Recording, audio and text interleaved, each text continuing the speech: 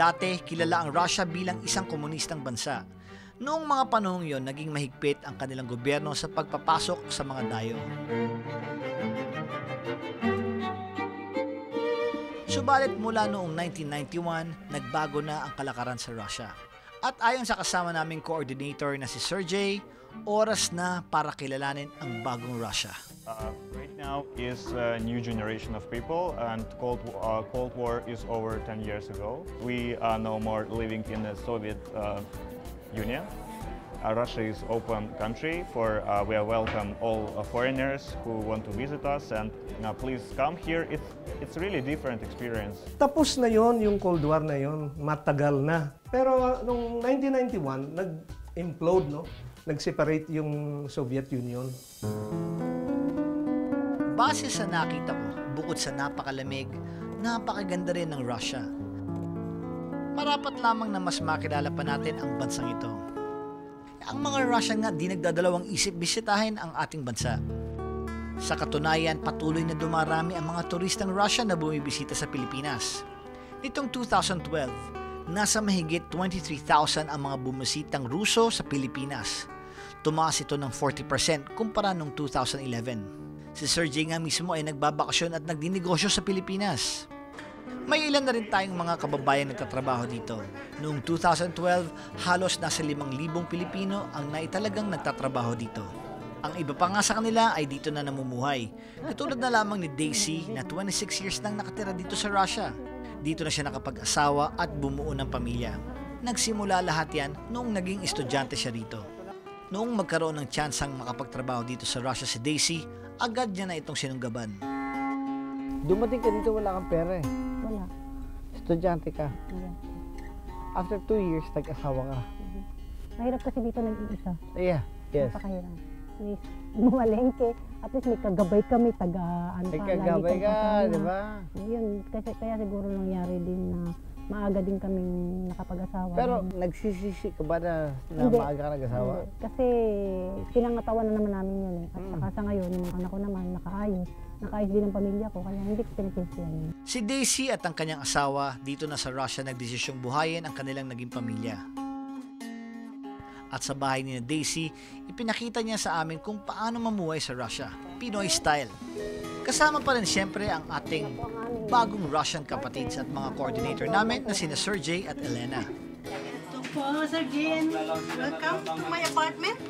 Ang pagkain ng Ruso at saka Mukhang kakaibang food trip na naman ito. Magkahalong Filipino food at Russian food kasi ang handa ni Daisy. This is adobo, pork adobo. Okay. Now, Yeah. this one, this is adobo too, yeah? But that's krolik. What is krolik? Krolik is rabbit. Rabbit, that's adobo. yeah, that's rabbit. Talaga naman ang Pinoy, lahat na lang inaadobo. Biruin mo yun, may adobong rabbit na pala ngayon. Ipinakilala rin sa amin ni Daisy ang kanyang mga anak at manugang. Panganay ko, si Katerina. Ito po yung pangalawa kong anak na si Bria. Ito Nikita, asawa naman ng panganay ko. Maya-maya pa, may nalaglag na kutsara mula sa mesa. Ah, careful. Itong si Sergey, alam na alam ang pamahiin natin ito.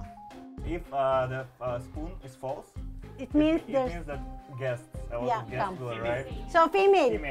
Female. Guest.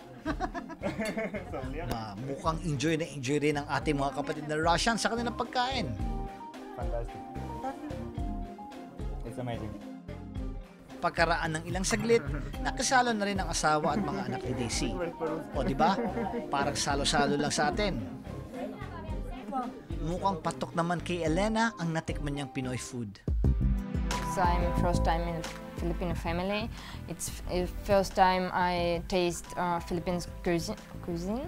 Of course, it's different between Russian or Europe cuisine and Philippine, but I like it. Pero hindi lang si Elena ang natakam sa adobo at mga putahing Pinoy. Pati si Nikita, paborito rin ang Filipino food. This is his first time to be outside of Moscow. So, nagustuhan niya. Gusto niya bumalik din. Actually, uwi kami sa July. Gusto niya yung Filipino foods. Nagustuhan niya Filipino culture natin. At nang tinanong namin si Nikita kung bakit si Katya ang napili niyang mahalin habang buhay. Ты очень веселая, эмоциональная, такая живая, настоящая. That's funny, very kind, emotional. Emotion. Naiyak ako. Naiyak siya. Искренне. Только не плачь.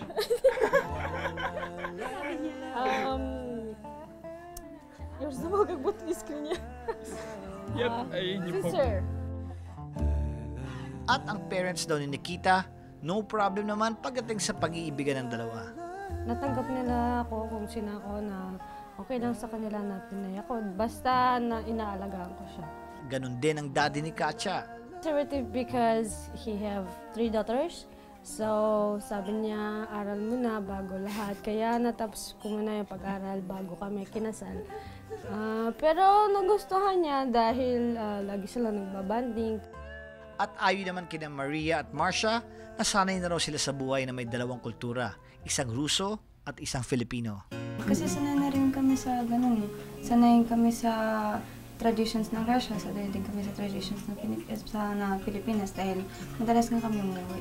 Ayon naman sa mag-asawang Daisy at Roy, simple lang ang dahilan kung bakit dito nila sa Russia napiling mamuhay. Kasi mas matagal na kasi naging buhay namin dito sa... Parang ito na yung nakasanayan namin. Pero gano'n pa man, siyempre masarap din ang buhay sa Pilipinas.